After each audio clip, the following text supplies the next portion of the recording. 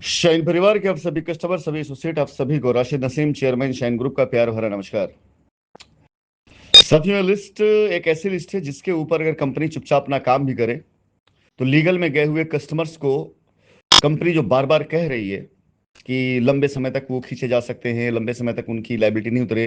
वो बड़ी आसानी से कर सकती है। लेकिन क्योंकि सारे कस्टमर हमारे गलत नहीं हैं, कंपनी का एक उद्देश्य है कि इसमें जो भी कस्टमर जेन्युइन हैं, जो कोर्ट चले गए हैं, एफआईआर करा दी है, जेन्युइन है, जिन्होंने सिर्फ अपने पैसे क्लेम किया हुआ है, हम खुद इस लिस्ट में वो सारे नाम छाटेंगे, उनके क्लेम को पढ़ेंगे, उनके एफआईआर को पढ़ेंगे। उसमें जितने जेन्युइन कस्टमर होंगे उनके लिए हम खुद कोर्ट में जाकर अपील करेंगे। सुप्रीम कोर्ट का स्टे लगा हुआ है, हम वहां पे भी रिपोर्ट ये तैयार करके लगाएंगे कि हमारे ये कस्टमर जो हैं वो जेन्युइन हैं और इनके पैसे कंपनी के अंदर मौजूद है, इन्होंने कंपनी पे कोई झूठा इल्जाम नहीं लगाया, इन्होंने सिर्फ अपने पैसे की मांग करी है और हम इन्हें सेटल करना चाहते हैं। हम लीगल में गए उन कस्टमर के लिए भी रास्ता लेकर के आएंगे जो जेन्युइन है, क्योंकि वो हमारे कस्टमर हैं, पहले हमारे कस्टमर हैं, हमारे निवेशक हैं, उन्होंने हम पर पहले भरोसा किया है। लेकिन उनका कंडीशन, उनके तरीके अलग होंगे। लेकिन वो सारे कस्टमर्स, जो कस्टमर लीगल में सिर्फ कंपनी को उलझाने के लिए गए, अफवाहों के आधार पर अफवाह का हिस्सा बन गए, जिन्होंने कंपनी के ऊपर झूठे आरोप लगाए, जिन्होंने कंपनी की जमीनों को 2019 बाद लिखवाया, जिन्होंने एफआईआर सिर्फ इसलिए करी, उसमें एसोसिएट का नाम सिर्फ इसलिए डाल दिया ब्लैकमेल करने के लिए, जिनकी एफआईआरों में गलत फर्जी नाम डाले गए जिससे उनका कोई लेना देना भी नहीं था, फिर भी उन्होंने एफआईआर उनके नाम पे करा दी, जो एसोसिएट हैं, कस्टमर बन करके आए हैं, ऐसे सारी लिस्ट, वो सारी की सारी लिस्ट निकाल करके, उनके सारे एविडेंस इकट्ठा करके हम खुद हर एक कोर्ट में, चाहे वो स्पेशल कोर्ट हो, चाहे वो हाई कोर्ट हो, और चाहे सुप्रीम कोर्ट जहां हमने स्टे लिया हुआ है, वहां पर रिपोर्ट लगाने के लिए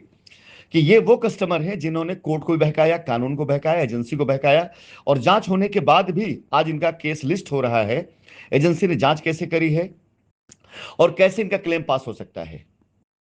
तो अब कंपनी के पास जो एक सबसे बड़ा काम करने वाला वक्त है, वो है इस लिस्ट पर काम करना, जिसमें जेन्युइन कस्टमर को सेव करते हुए हर वो कस्टमर जो एसोसिएट बनकर के कस्टमर बना है, हर वो कस्टमर जिसने कंपनी में पैसे दिए कम है, एफआईआर में ज्यादा लिखवाई, क्लेम में उसने प्रॉपर लिखवा दिया है, ऐसे हर एक फेक कस्टमर के खिलाफ कंपनी जाएगी, मानहानि केस भी करेगी। और जिनके केस रिजेक्ट हो गए हैं, जिनमें अधिकतर केस उस दलाल और जितने एजेंटों के हैं जिन्होंने आपसे झूठ बोला है, जो रोज आकर कुत्ते की तरह भौंक रहे हैं, जो रोज आकर के अपने कस्टमर को झूठा आश्वासन वादा कर रहे हैं, वो सारे सारे केस जो आज रिजेक्ट हो चुके हैं, जो अपने कस्टमर से सच्चाई नहीं बता पा रहे हैं, उन सारे कस्टमर की तो आप ये समझ लीजिए कि जो आने वाले वक्त में पोजीशन होने वाली है, उन्होंने कभी सोचा भी नहीं होगा कि गए थे अपना पैसा लेने के लिए, उल्टा अपना पैसा तो डूबा ही, साथ ही साथ लीगल मामलों में इतना उलझ गए कि उस पैसे से ज्यादा पैसा खर्च करना पड़ जाएगा मुकदमा लड़ने में। और ये मैं करके रहूंगा। ये लिस्ट आ चुकी है, मेरे लिए काम आसान हो गया है। और आज ये मान के चले कि कंपनी अब तक इतने सालों तक लड़ी सिर्फ इसलिए नहीं थी, कंपनी चाहती थी कस्टमर को सीधा रास्ता मिल जाए, कस्टमर सीधे रास्ते में निकल आए। लेकिन जिस प्रकार से कंपनी की जमीनों को अधिग्रहण करके, झूठ बोल करके, हमें गलत साबित करके कोई ये चाहता कि पैसा किसी को मिल जाए, पॉसिबल नहीं है। हमने इतनी ईमानदारी से कंपनी चलाई कि आज 1 रुपए की बेईमानी ना निकाल पाई कोई एजेंसी। हमने इतनी ईमानदारी से कंपनी चलाई, पिछले 6 सालों से हम आपका पैसा वापस देने के लिए आपकी लड़ाई लड़ रहे हैं। हमने इतनी ईमानदारी से कंपनी चलाई, कस्टमर को आसानी से पैसा मिले इसके रास्ते हम निकाल के ला रहे हैं। और हम पर आरोप लगे कि हम पैसा लेके भाग गए, उसके बाद हमारा पैसा, हमारी जमीन एजेंसी हड़प करके कस्टमर को दे दे, ये संभव नहीं हो सकता है। फिलहाल अगला संदेश उन कस्टमर के लिए जिन्होंने दलालों को पकड़ा और दलाल वकीलों ने जिनके क्लेम को झूठ बोल करके, क्योंकि पहले दिन ही उन लोगों को पता चल गया था कि उनका क्लेम पास नहीं होगा। अमित कुमार गौतम की रिट इसका एक सबसे बड़ा उदाहरण थी।